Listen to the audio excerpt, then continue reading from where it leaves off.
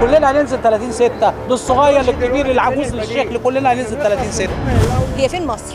احنا عايزين نستعيد بلدنا، احنا فاض بينا، الشعب فاض بينا، عشان كده هنزل 30/6.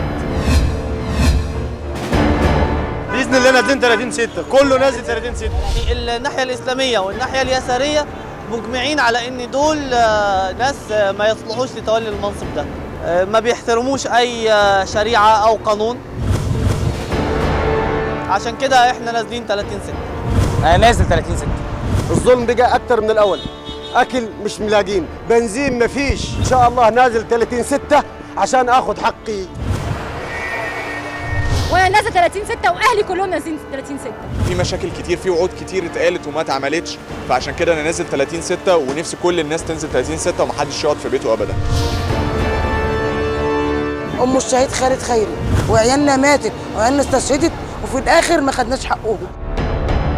انا نازله 30/6. لازم كلنا ننزل يوم 30/6 عشان ننزل نحقق اهداف الثوره. عايزين دوله مدنيه، مصر ترجع لاولادها. انا نازله 30/6. أنا نازل 30/6 عشان حق الشهداء. أنا نازل 30/6 عشان مصر ترجع للمصريين بجد.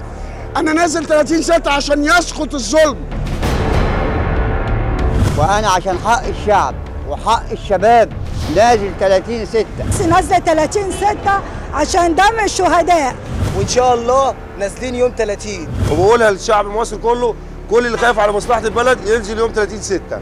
مفيش كهرباء، مفيش بنزين، مفيش ميه، عشان كده انا هنزل يوم 30/6.